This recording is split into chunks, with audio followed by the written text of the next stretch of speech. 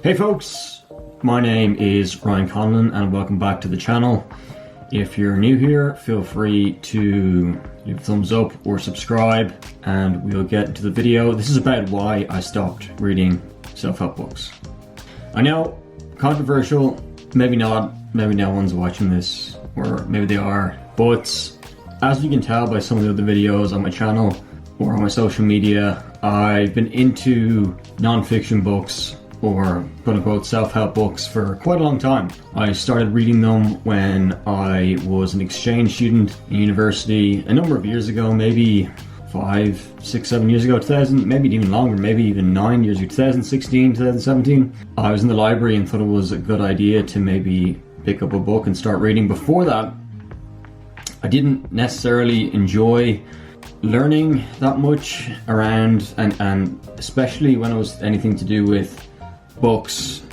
I was diagnosed with dyslexia at an earlier age, and I think it was confirmed, I need to double check this, around 16, 17, but I think I was diagnosed earlier. I need to double check that, so don't hold me to it. But yeah, I didn't necessarily get into reading that much, and it may have put me in a bit of a deficit learning wise. And I noticed when I started picking up books, reading 1 page a day, eventually reading 2 pages a day, 3 pages a day, 4 pages a day, 5 pages a day, then sticking around, averaging about 10 pages a day. And I stuck with that from the years of maybe 2017, 18, all the way to 2025, reading kind of habitually and on a daily basis, 10 pages a day. And it definitely improved a lot of areas of my life. My grades in university improved tremendously. Other areas of my life, I transitioned industries. I went from the fitness industry into the tech industry. I learned a lot about myself and the world and life in general. I think maybe the quality of my relationships improved. Maybe my ability to do well in work as a result of me learning about certain things, that could have definitely gotten better. And the more inputs that I received from going through all these quote-unquote self-help books, non-fiction reads, was the outputs were then different than previous. So I just got a lot of benefit. But recently, I decided to stop or take a break for a number of reasons. Number one, I ran out of space. I was looking at my bookshelves and there was just no more space. Well, I suppose I could fit a few more in. I'd be kind of lying if I told you there was actually no more space, but I could always fit a few more books in here, there, just have them pile up. But I basically sort of just went with the flow and decided maybe there's no point of getting a new book, so I started to reread some of my older books, and that was the first reason. And the second reason was I began to understand that my external environment and the results of my life weren't changing as much as they were before.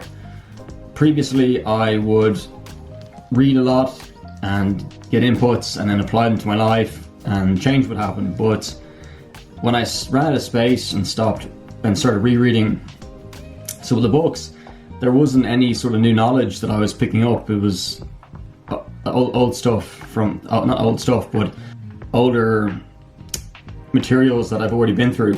So I got to a stage where I was going through the book and realizing, why am I reading this again? It's not changing my circumstance, it's not changing my environment, and maybe I should just stop. I think it was an autobiography I was looking at, and I was comparing my life to the person's life. Not saying that similar, I was like, things are so different. I was like, he may not even have the same habit as me for those from 2018 to 2020, 24, reading 10 pages a day. That person may have not done the same thing. I think it was like Arnold Schwarzenegger, his book. I forget the name of the title. It's a great read, Total Recall. And I was reading it and I was just like, why am I, like, I'm no offense to Arnold, but I'm 30 years old now. I've already gone through this. book, and it was great, and still is a brilliant read, but maybe, you know, I need to try something else to change my situation, because I was on it. Anyway, so yeah, there were the first two reasons. The third reason is maybe balance in my life, focusing and prioritizing learning. After not prioritizing it growing up, maybe I got a report card in June 2000 saying struggling, like effort to learn fail, and then I prioritized learning for about a period from, that's 18, 19, 20, 21, 22, 23, 24, 7 years of my life where I prioritized learning every day for 10 pages a day. That was about 15 minutes of my day was dedicated to just learning something new and reading. And maybe things will change if I stop reading, and it will create more balance in my life and see what that's like, and maybe learn from not saying maybe audio podcasts.